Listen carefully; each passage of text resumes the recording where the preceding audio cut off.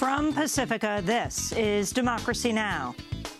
The Norwegian Nobel Committee has decided to award the Nobel Peace Prize for 2016 to Colombian President Juan Manuel Santos for his resolute efforts to bring the country's more than 50-year-long civil war to an end. Colombian President Juan Manuel Santos wins the Nobel Peace Prize just days after the peace deal he negotiated was narrowly rejected in a nationwide referendum. We'll go to Bogota to get reaction. But first, the death toll in Haiti from Hurricane Matthew continues to rise. More than 330 bodies have been discovered so far as waters recede from the most powerful storm to hit the Caribbean in a decade. We'll speak with Haitian-American novelist Edwidge Danticat. And as Hurricane Matthew moves on to Florida, Georgia, and South Carolina, we'll look at how the media's nonstop coverage of the storm has failed to address the role of climate change. Then, a serial killer of women goes to jail this week after a tip from a murder victim's mother listening to Democracy Now! There are those who would say that justice delayed is justice denied. I think we've now demonstrated that that is not always the case. I guess my only regret is that if this could have happened 53 years ago, it may be that there would only have been one victim.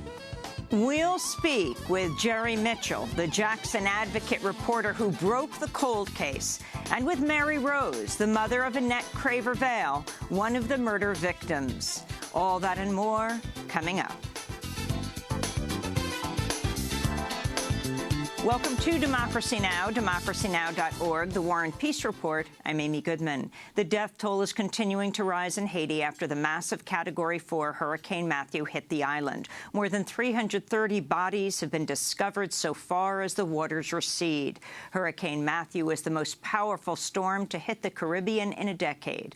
Across the country, 15,000 people have been displaced and 350,000 more are in need of assistance. The storm knocked out most electricity and phone service across Haiti. It also washed out a major bridge connecting southern Haiti to the rest of the country. Haiti's the poorest country in the Western Hemisphere and is still recovering from the devastating earthquake 6 years ago that left more than 300,000 people dead and twice as many displaced. We'll have more on Haiti after headlines with Haitian-American novelist Edwidge Danticat.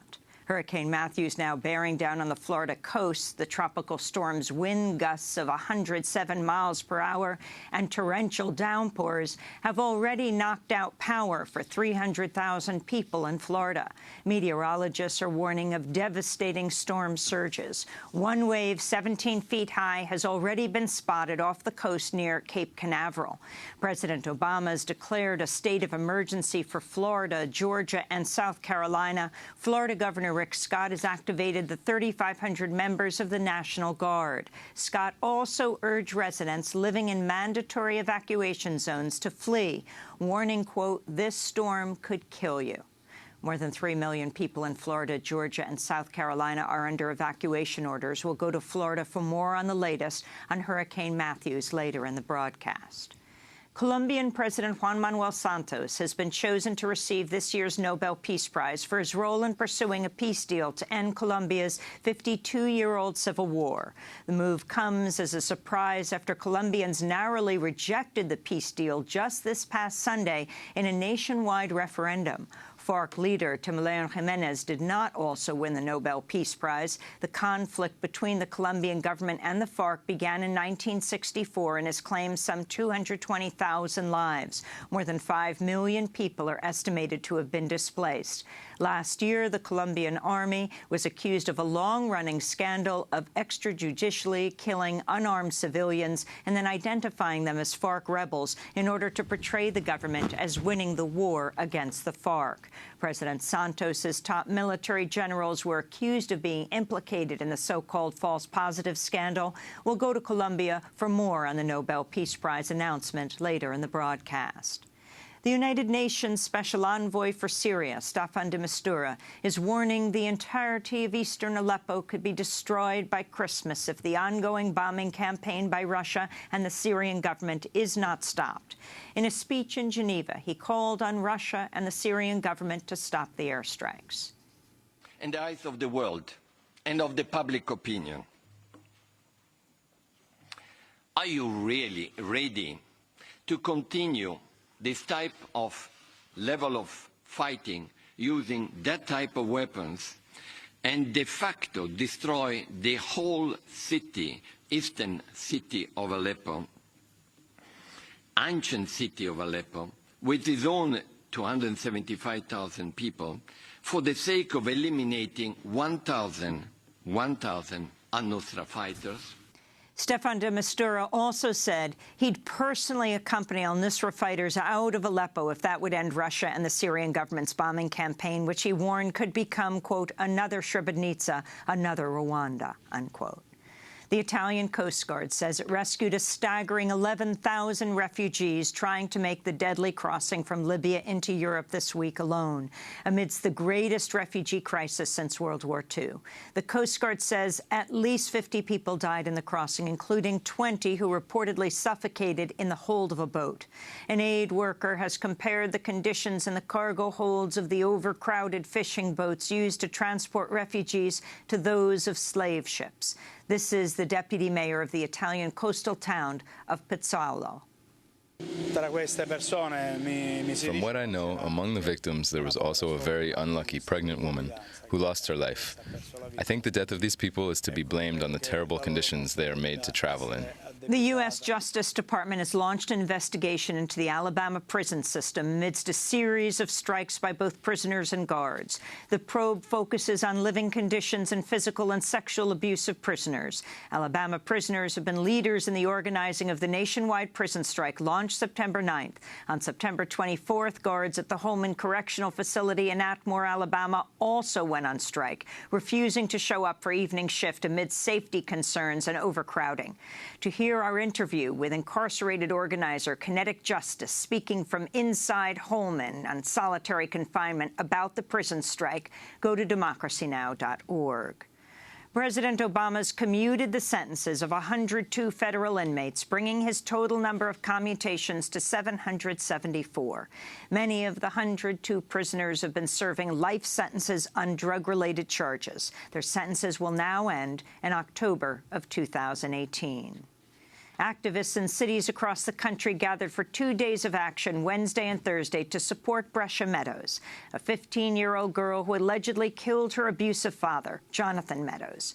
Brescia's father reportedly made life for his family a living hell, routinely attacking his wife, Brescia's mother, breaking her ribs, puncturing her blood vessels, blackening her eyes, and slashing her body.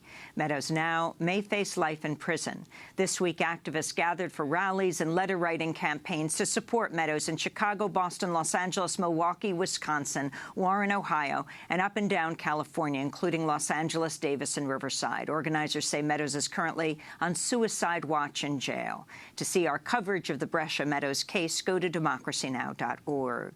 In North Dakota, land defenders opposing the $3.8 billion Dakota Access Pipeline are facing increasing repression. On Thursday, Morton County Sheriff Kyle Kirchmeier announced he may call on law enforcement agencies from outside North Dakota to come assist North Dakota deputies, saying, quote, "We have basically tapped the resources to a level that we've never seen here in North Dakota for one particular incident," unquote. The announcement came as land defenders again shut down construction at multiple construction sites Thursday. In recent weeks, police have begun deploying military-grade equipment, including armored personnel carriers and surveillance helicopters. Meanwhile, the first person to lock himself to active Dakota Access Pipeline construction equipment is now facing felony charges after his misdemeanor case was dismissed, then refiled as a felony case. Dale Happy American Horse locked himself to an excavator on August 31st, stopping construction for hours. Democracy Now! Spoke to him a few days later on September 3rd as we visited the Sacred Stone encampment in North Dakota. I couldn't stand by and watch this pipeline go through, get torn through the Mother Earth. And it's a hard thing to stand by and watch. And I couldn't take it anymore, so we used nonviolent direct action to delay them in any way for as long as possible. In South Africa, growing student protests against a proposed 8% tuition fee hike for 2017 have shut down classes at campuses across South Africa this week. The Fees Must Fall campaign is demanding free education. It's facing an increasing crackdown by police who deployed stun grenades, rubber bullets and tear gas against protesting students in Johannesburg Tuesday. This is Wits University student leader Faisha Hassan. We've just been opened fire with stun grenades, tear gas, totally unprovoked. We were just marching as students. They've now trapped us in the small space. This comes as nationwide teachers' strike continues in Belize for a fifth day. On Thursday, the teachers' union held demonstrations in multiple cities. Teachers are demanding a 3% salary increase as well as anti-corruption measures and workplace safety. In news from the campaign trail, 1 in every 40 Americans will not be able to vote in November's presidential election as a result of state laws that prohibit people with felony convictions from voting, even after they've served their full sentences. The states in which the greatest percentage of people will not be able to vote are Florida, Mississippi, Kentucky, and Tennessee. In San Francisco, the Council on American Islamic Relations has filed a complaint against Southwest Airlines with the Transportation Department, calling for an investigation into whether the airline company is racially profiling Muslim Americans. This comes after recent University of California, Berkeley graduate Caroline Makhzoumi was pulled off a Southwest Airline plane after another passenger complained about him speaking in Arabic on his cell phone. The passenger claimed he was using words related to an attack. In fact, he was using the word inshallah, which means God willing or hopefully, as is one of the most common words in the Arabic language. Makhzoumi is an Iraqi who's been living in the U.S. since 2010. He says he was pulled off the plane and then interrogated by police officers. And in Virginia, 23 people were arrested amidst a 3-day protest in front of Governor Terry McAuliffe's mansion Wednesday, demanding action to address climate change. The protesters are demanding McAuliffe reject 2 proposed frack gas pipelines, force companies to clean up toxic coal ash ponds, and invest in renewable energy. The protest was organized by Chesapeake Climate Action Network. The activists were arrested after they blocked the doors to his mansion. And those are some of the headlines. This is Democracy Now!, DemocracyNow.org, The War and Peace Report. I'm Amy Goodman. And I'm Juan Gonzalez. Welcome to all of our listeners and viewers around the country and around the world. We begin today's show in Haiti, where the death toll from Hurricane Matthew continues to rise. More than 330 bodies have been discovered so far as waters recede from the most powerful storm to hit the Caribbean in a decade. Across the country, some 15,000 have been displaced and 350,000 more are in need of assistance. The storm knocked out most electricity and phone service across the country. It also washed out a major bridge connecting southern Haiti to the rest of the country. Aid organizations are warning that food and water are scarce.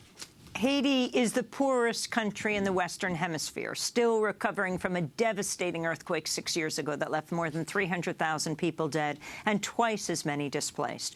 For more, we're joined by Haitian-American novelist Edwidge Danticat. She's speaking to us from Miami, Florida. Her new piece for the New Yorker magazine is headlined, Facing Hurricane Matthew. Edwidge, welcome back to Democracy Now! From one hurricane target in Florida to another, Haiti. Can you talk about what you understand has happened in your home country, in Haiti? Good morning, Amy. Good morning, Juan. Thank you so much for having me once again. What I understand and what the world is starting to see is that parts of Haiti have been decimated. The images that were just emerging yesterday from the south, from Jérémie, from Port Salut, show that in some towns, in Jérémie, for example, something like 90% plus of the houses are either flattened or have lost their roofs. There was an enormous sea surge, so the sea came in pretty far inland, and that, of course, means that a lot of vegetation has been lost, a lot of farming, and there are places where it was close to harvest time, so that harvest is gone, and livestock for which people, especially people in rural areas, the livestock is like their bank accounts, and so much of that is washed away. So it's a case of extreme devastation that started we started getting very low numbers in terms of the death tolls because there was no access to these areas. And there are areas to which there is still no access. So it's a very, very dire and grave situation, equal for some of the towns affected to the earthquake in 2010. And Edwidge, what about that situation? How has the government been able to cope, given the fact that it's still Haiti's still recovering from the earthquake of 2010 and also from the cholera epidemic that has continued to rage there? Well, I'm not in Haiti at the moment, but I've been following very closely on the radio. I think, like as in the case of 2010, and perhaps even more so now, I think no government is really, least of all the Haitian government, which is a provisional government, is prepared for something like that fully. It was so much more drastic. Haiti has not been hit by a storm like this in decades. So I think to what I've seen, the first job has been to assess even the damage. The interim president yesterday was able to do a flyover, I believe, with the U.S. Coast Guard and actually see the devastation that we are not all going to see. I think there's going to be a lot of coordination needed to reach the most remote areas. I think that's, unlike the earthquake, which was primarily in an urban area and much more easily accessible, now you have this devastation in some very remote areas that I fear that it will take the government or others international partners or aid organizations, local and international, that'll take them a lot longer to get to people who are very desperate because, for example, people in rural areas they have a strong interconnection and sometimes really have to rely very much on themselves, but their staple of their survival has been wiped away, and it's very hard to now get to them. So that's going to be, I think, the biggest challenge, because right now, the only way to get to some areas to even assess what's happened is by air. And we don't have access to a lot of to airplanes and helicopters and so forth. And where would they land in some cases? So the first, I think, focus is that I've noticed that they're working on is the roads to make these places accessible so that people who are willing to help or able to help can actually access those places and give people just provide immediate needs like food and water to try to get them to the next place where they can actually start to rebuild their lives. Edwidge, how does poverty intensify what has taken place? Now something like 330 bodies have been found as the water recedes. Haiti is the poorest country in the Western Hemisphere. Well, it's going to aggravate the poverty and it's going to get so much worse. This is not an immediate disaster. It's not a today disaster. It's going to become an ongoing disaster.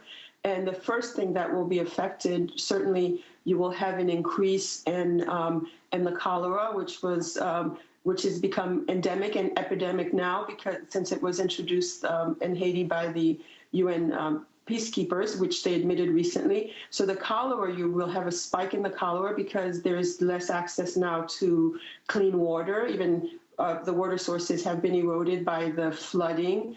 And the food insecurity will certainly rise because not only are people's immediate food supply reduced, but their ability now to plant for the next harvest, to use that, people who farmed, and we have a lot of subsistence farmers, and their resources have just been wiped out. And so I think you will have it's a long-term disaster, and that is something also people who are now going to go to seek to help should think about, not just the immediate effects of this, but it will most certainly deepen the poverty, especially rural poverty, which has always existed. But it's the fact that people's few resources now have been wiped away, and that they have to rebuild a home, and that they have to now find other ways to send their children to school. I think it will certainly aggravate the poverty that has already existed. Now, also you have to remember that this area, the South, which is an area that I go to often, that I know quite well,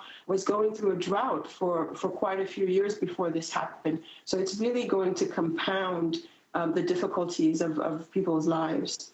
And Edward, you're speaking to us from Miami, where there's a large Haitian American community, some of the poorest residents of Miami, and now they're also facing, as the whole of Florida is, the Hurricane Matthew. As has happened with other storms, it's the poorest folks in every city that end up suffering the brunt of these mega storms.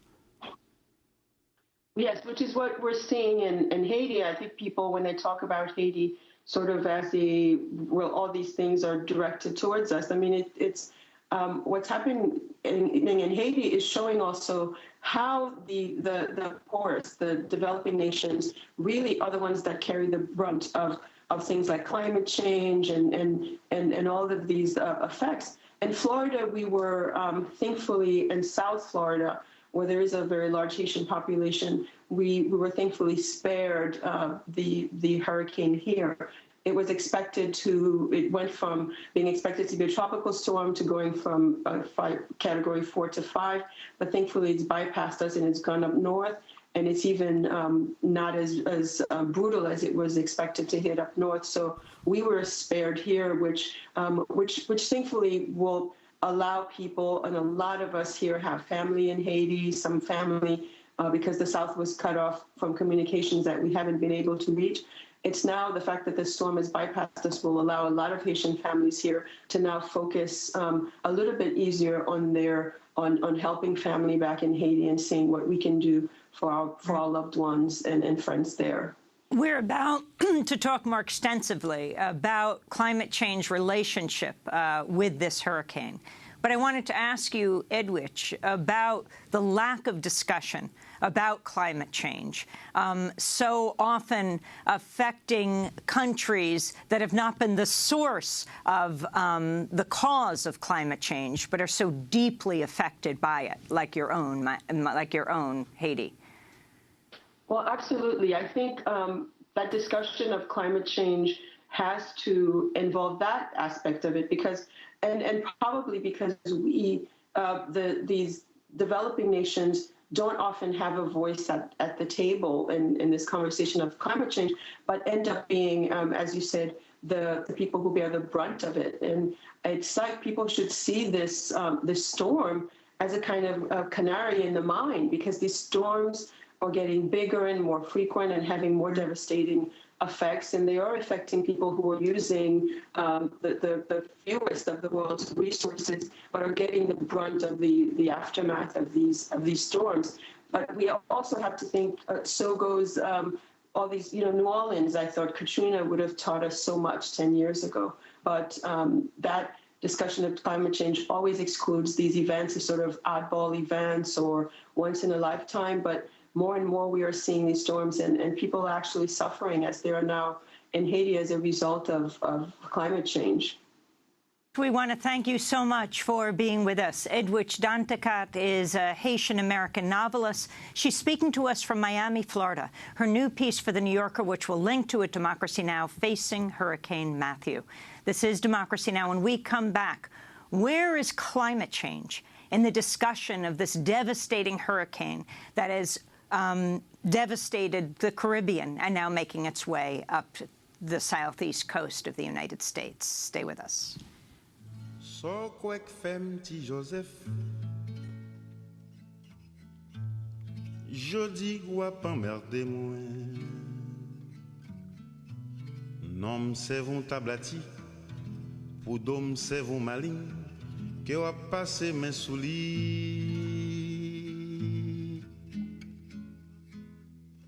Sak femme pa reisi Tant kou kompè mimi M'pat gen bon professeur Ki pou te montre m'koule Ki pou te kap fè mwen kler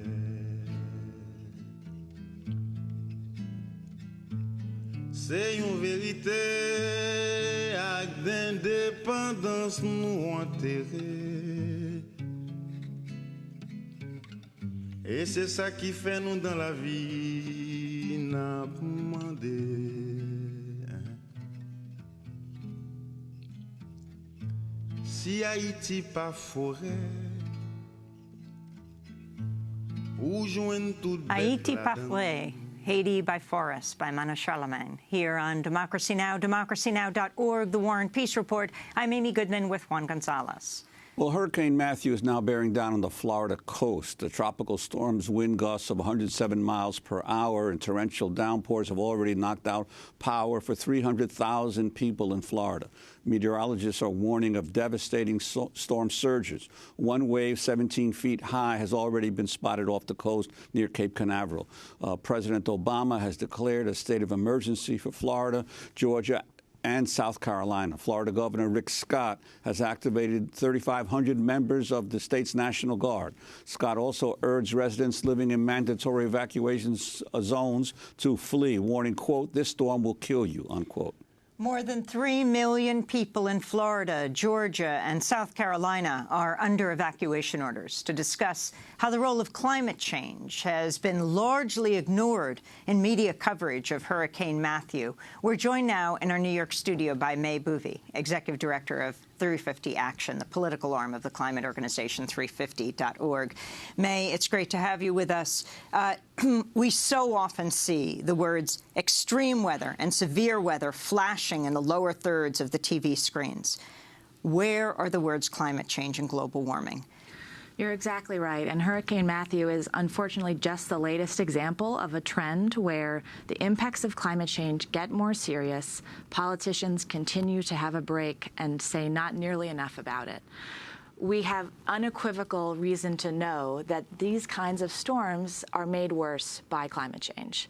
Particularly when we look at the amount of storm surge. Hurricane Matthew is coming into these coasts on seas that are almost a foot higher because of sea level rise linked to climate change. Climate change brings more rainfall and threatens further flooding. So without a doubt, we know we can make these connections. The science is clear. And we're seeing a deafening climate silence from journalists and in this presidential cycle, where there have been no questions asked in the debates about this issue. And even today, we saw an op-ed from Paul Krugman suggesting that if this weekend in the debates there's not a question about climate change, he said it is almost criminally irresponsible. Well, in the vice presidential debates, there were no questions, but Mike Pence, I don't know how many times he kept talking about the war on coal that he believed Hillary Clinton was involved in, and yet even then the journalists didn't take it up. Well, that's exactly right. And we know who is responsible for this problem. That's why the climate silence is such a serious issue and something we have to confront. Because it's not like we don't know why this is happening and we don't have a solution. In fact, the opposite is true. We know that the fossil fuel industry benefits when climate change is not discussed because these storms scare people. They alarm the public and people want to see leadership. And when there's no discussion of the issue, it leaves the fossil fuel industry, players like Exxon, without any real focus on their activities. We know what needs to happen to reduce the threat of climate change, and it's leaving fossil fuels in the ground. And so these moments are times when we need to talk about just how serious this problem is. The devastation in Haiti is incredible, and it is a reminder to us, just as Edwidge said, that the poorest and most vulnerable are always affected first by these problems, and so the climate silence in that context is even more devastating. I wanted to go to the first presidential debate between Donald Trump and Hillary Clinton. The moderator, Lester Holt, did not ask about climate change, but it came up once during the brief exchange. Take clean energy. Some country is going to be the clean energy superpower of the 21st century. Donald thinks that climate change is a hoax perpetrated by the Chinese. I think it's real. I did not. Science is real. I do not say that. And I think it's important that we grip this and deal with it, both at home and abroad. Last year, Donald Trump appeared on the Hugh Hewitt Show and was asked about global warming. Do you believe that the temperature of the Earth is increasing, and what would you do if you do believe that vis-a-vis global climate change? Well, first of all, I'm not a believer in global warming. I'm not a believer in man-made global warming. It could be warming, and it's going to start to cool at some point. And, you know, in the 1920s, people talked about global cooling. I don't know if you know that or not. They thought the Earth was cooling. Now it's global warming. And actually, we've had times where the weather wasn't working out, so they changed it to extreme weather, and they have all different names, you know, so that it fits the bill. In December, Donald Trump was asked a similar question by Bill O'Reilly on Fox.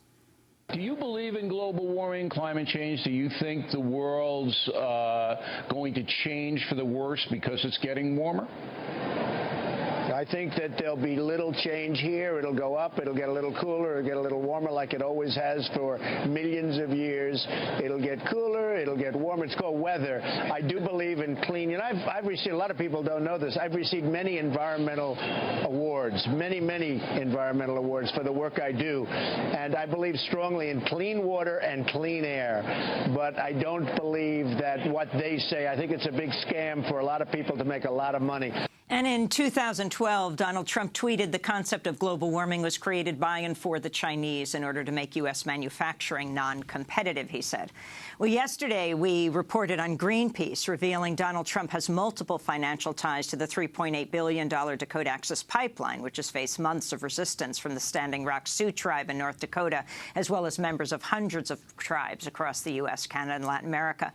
One of Trump's financial disclosure forms shows he has between $500,000 and $1 million invested in Energy Transfer Partners, the main company behind the Dakota Access Pipeline. Trump also has $50,000 to $100,000 invested in Phillips 66, which is slated to own 25% of the pipeline if it's completed.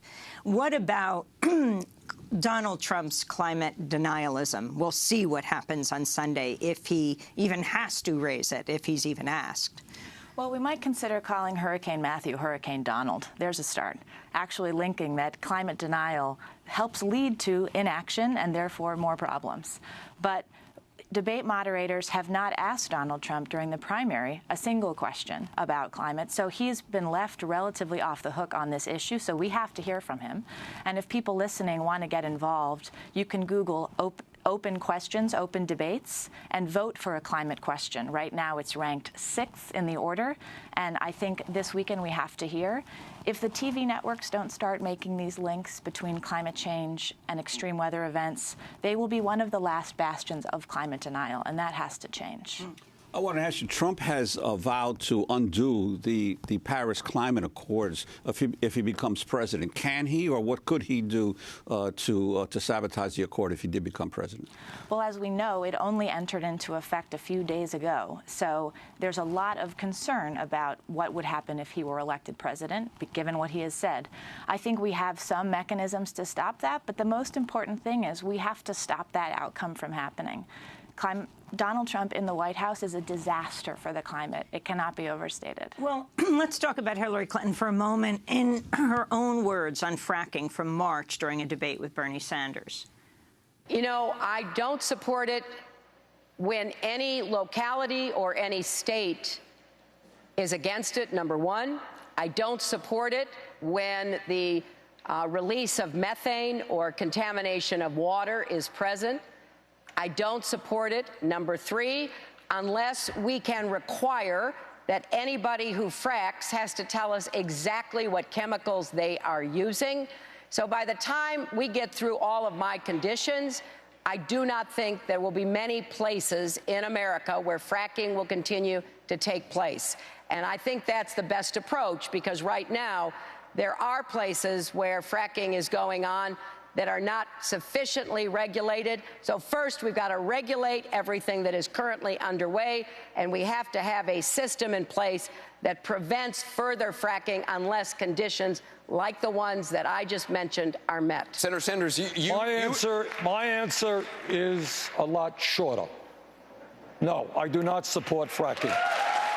That was a town hall with Bernie Sanders and Hillary Clinton that was moderated by Anderson Cooper, who will be the moderator of the town hall in St. Louis on Sunday. And by the way, Democracy Now! Will be broadcasting the whole town hall debate between Donald Trump and Hillary Clinton.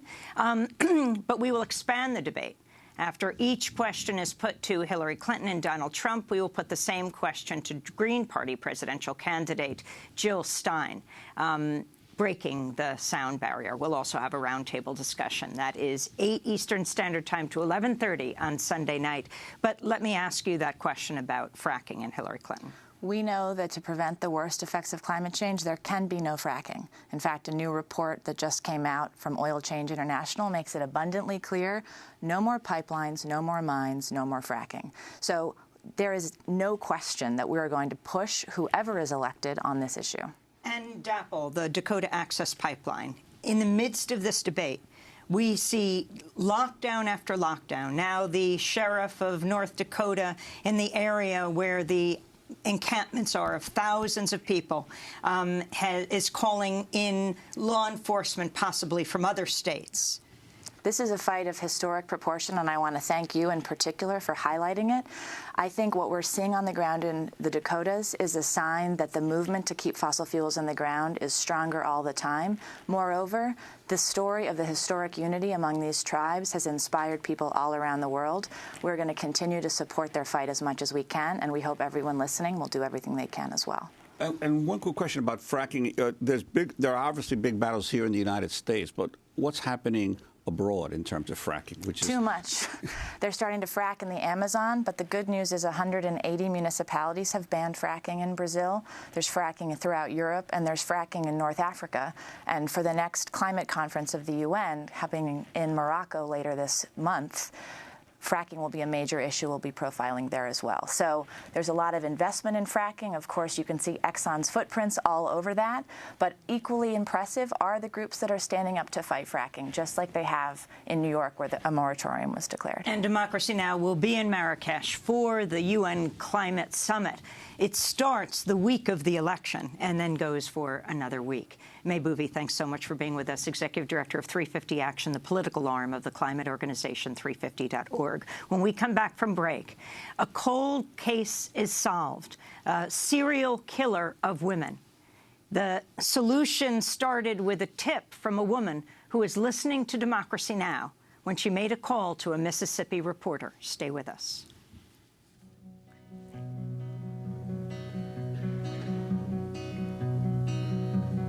Just a little rain falling all around. The grass lifts its head to the heavenly sound.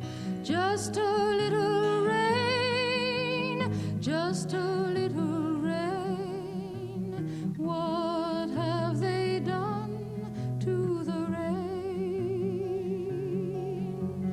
Just a standing in the rain, the gentle rain that falls for years, and the grass is gone, the boy disappears, and rain keeps falling like helpless tears. And what have they done to the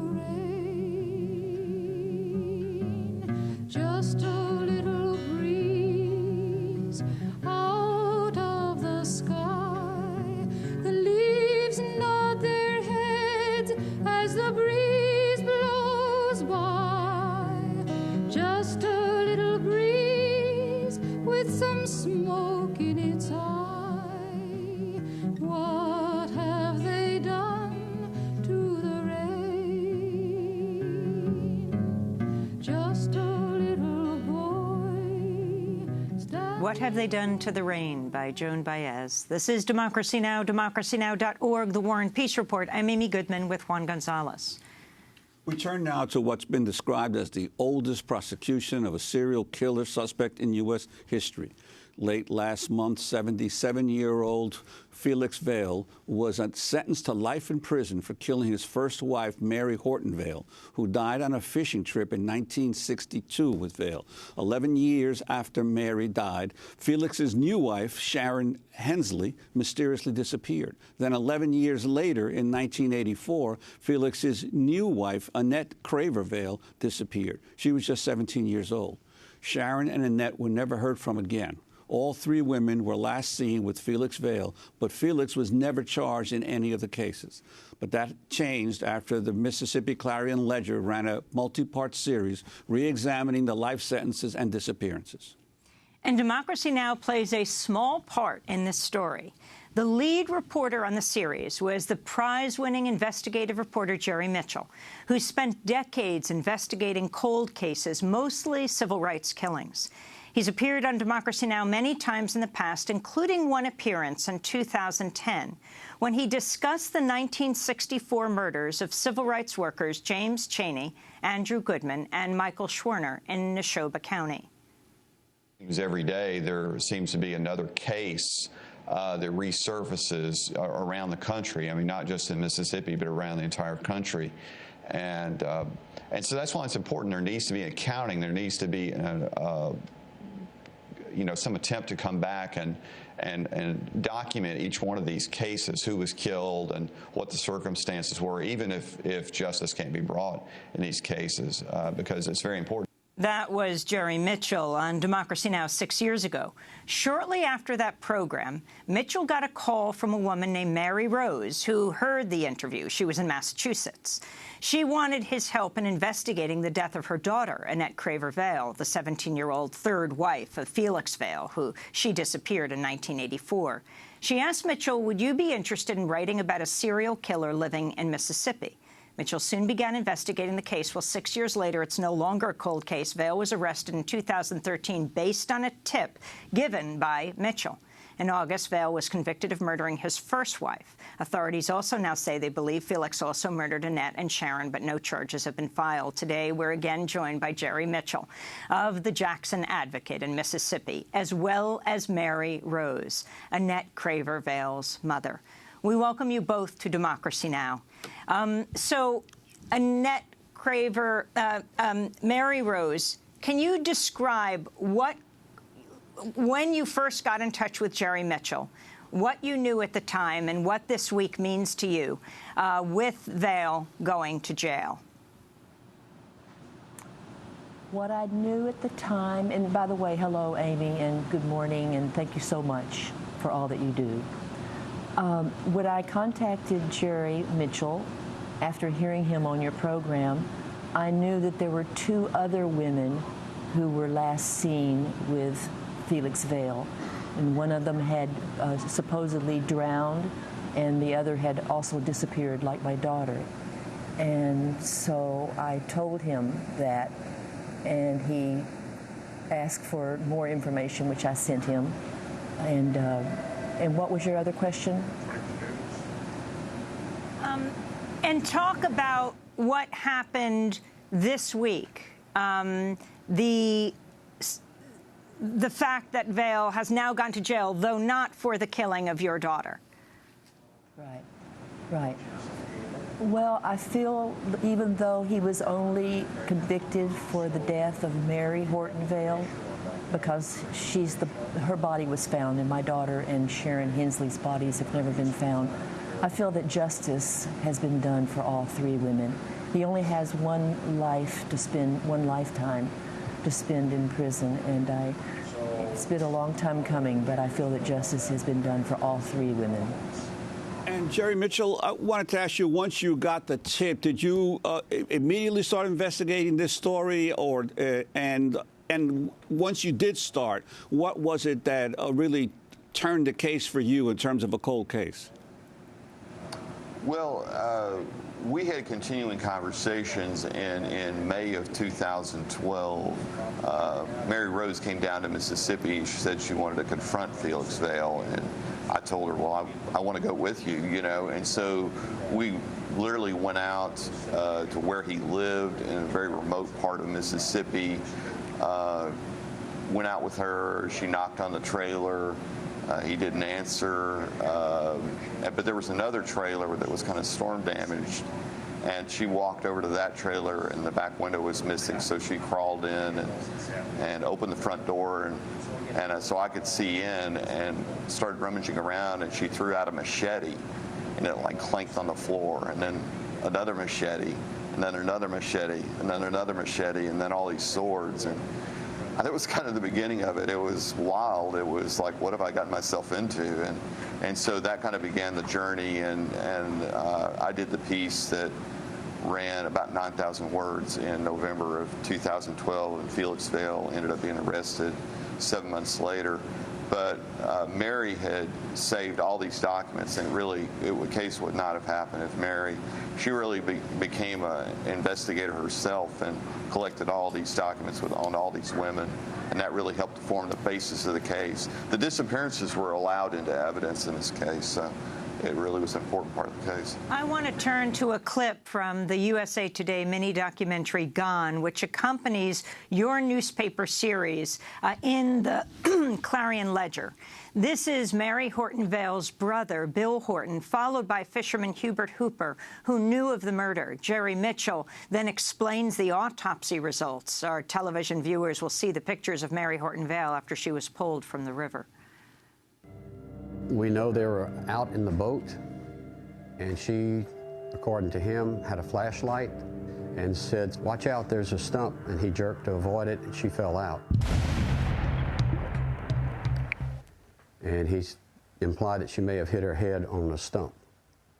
We later learned that that area was dredged to 60 feet in 1945, and there were no stumps there. He was to kill that woman before they got to the river. When they found her, she didn't even have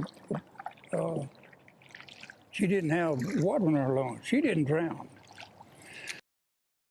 What the autopsy shows is that Mary had a very large bruise on the back part of her right head, extending all the way down onto her neck. It also shows that she had a scarf stuffed in her mouth, 4 inches into her mouth. We also see that it appears from the photograph she had been dragged, and there was no water found in the lungs.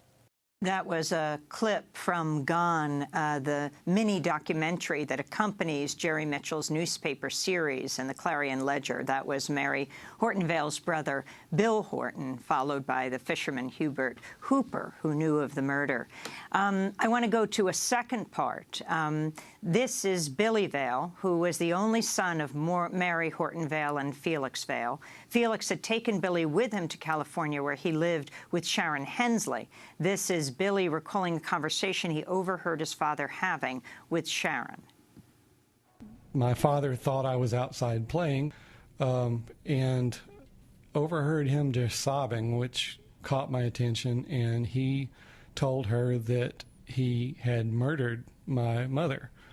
And, you know, that just shocked me to no end. And I heard the girlfriend saying, "Oh, I know you must just feel responsible for it." And he confessed to her that he had actually murdered her. That he said, "No, you don't understand. I really did kill her." And from that point on, I don't remember what else they said. I just was in shock. That was too much for an 8-year-old. So that was Billy Vale, who is the only son of Mary Horton Vale and Felix Vale. And he's describing this conversation that his father, Felix, had with his second wife, Sharon Hensley, who would disappear, as would Annette, the third wife. Jerry Mitchell, it's a little hard to follow. You have spent so many thousands of words writing about this. Why wasn't this investigated before? Did it have to do with the fact that these murder victims were women? That may have definitely played a role. With the first killing, the Mary Horton Vale, one of the issues, the coroner at the time had ruled in an accidental drowning. The district attorney, it turns out, was friends with Felix Vale's family, the uncle and aunt, and then it turned out too that the district attorney had dismissed something like 800 and something criminal cases in a year. So this was a common practice of him dismissing cases. So those kind of issues were the ones I discovered. And I know that Mary Rose talked to the FBI in the 90s as well, and it still didn't go anywhere. So I don't know all the answers to that, actually. And Jerry Mitchell, this was a quite distinct cold case from the others that you have uncovered throughout your career. They were mostly civil rights cases. But did authorities act soon after your series came out to reopen the cases? Yes, actually they did. It was he was arrested. Felix Vale was arrested 7 months after Gone, the original piece I wrote, ran in the newspaper. Finally, your reaction, Mary Rose, to the trial and how you're feeling now. Did your daughter know what had happened to his first 2 wives when she married Felix Vale? No. Annette knew nothing about his history, nor did I. And I don't even think she knew about, well, she possibly knew about a drowning of his first wife, but we didn't discuss it, and it seems like maybe she had some inkling that had happened, but all she felt for him was sympathy about it. But I didn't suspect anything until much later when I spoke with one of his sisters. And so your question about how do I feel now that the trial is over? Yes. I feel like I said earlier, justice has been done, and I can rest in peace that there's no more that I need to do. That it's been a long time coming, but he's finally serving time and being held accountable for his deeds. Well, I want to thank you both for being with us. Mary Rose, mother of Annette Craver Vale. She was the 3rd wife of Felix Vale, who has just recently been convicted of the 1962 murder of his first wife in the oldest cold case in U.S. history. Vale also implicated in the '84 disappearance of Annette, as well as another partner, Sharon Hensley. And thanks so much, Jerry Mitchell, for all of your work over these decades with the Clarion Ledger in Mississippi. We will link to your series, Gone. And please let us know if you get another call after this interview. I definitely will. Thanks so much. Both of them joining us from Chicopee, Massachusetts. Massachusetts is where Mary Rose lives. As we move on to our last segment. Juan? Well, Colombian President Juan Manuel Santos has been chosen to receive this year's Nobel Peace Prize for his role in pursuing a peace deal to end the nation's 52-year-old civil war. The move comes after Colombians rejected the peace deal just this past Sunday in a nationwide referendum. Nobel Peace Prize Committee Chairperson Kachi Coleman Five announced that the award earlier this morning. The Norwegian Nobel Committee has decided to award the Nobel Peace Prize for 2016 to Colombian President Juan Manuel Santos for his resolute efforts to bring the country's more than 50-year-long civil war to an end, a war that has cost the lives of at least 220,000 Colombians and displaced close to 6 million people.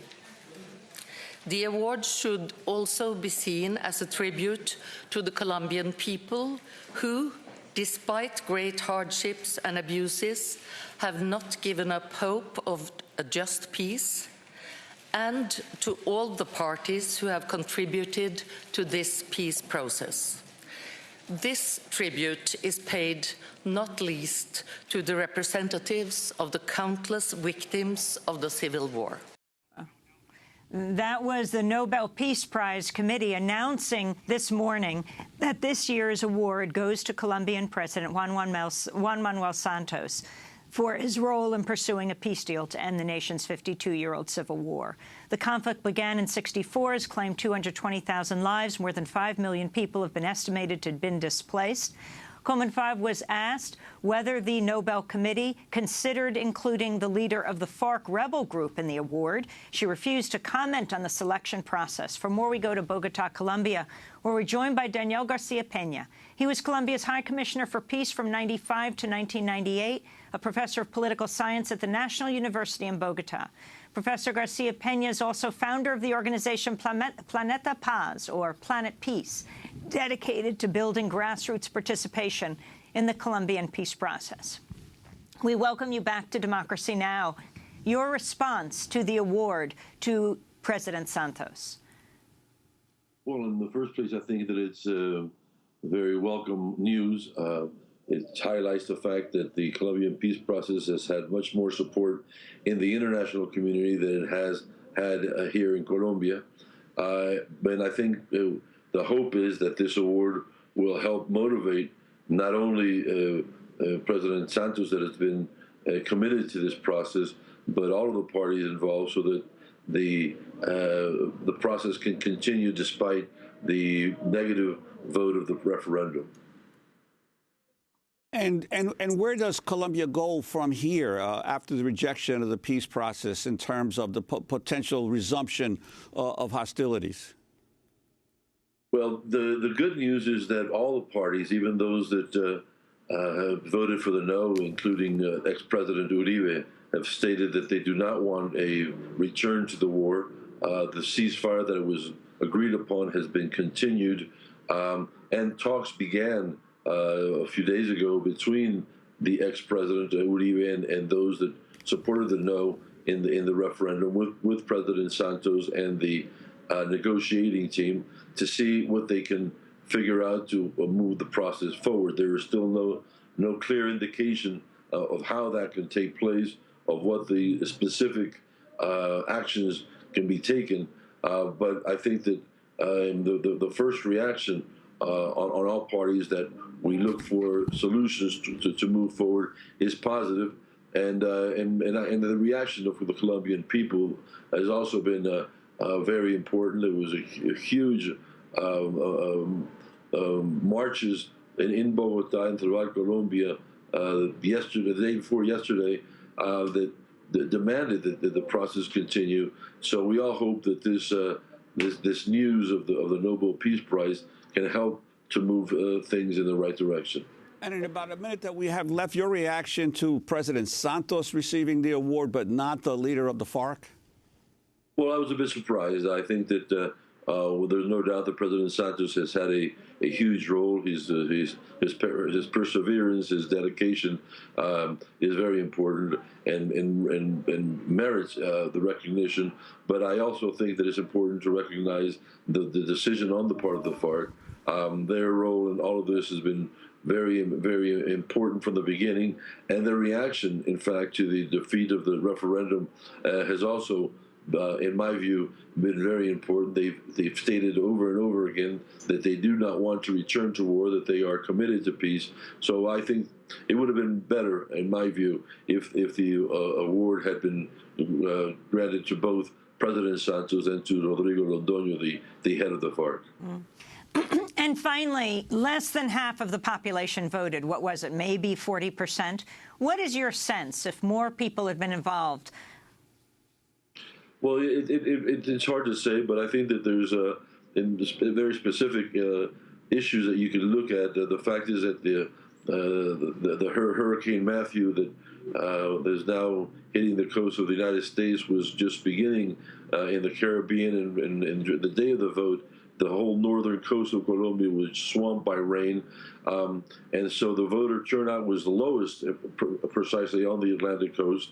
Well, that area voted overwhelmingly for the yes, but if the voter turnout had been just the same degree that it had been throughout the country, maybe the vote would have been different. Daniel Garcia Peña, we want to thank you for being with us, Colombia's High Commissioner for Peace from 1995 to 98, professor of political science at National University in Bogota, and founder of Planet Peace. That does it for our show. Again, a note about Sunday night, the night of the second debate. It will be a town hall We will be broadcasting from 8 Eastern Standard Time until 11:30.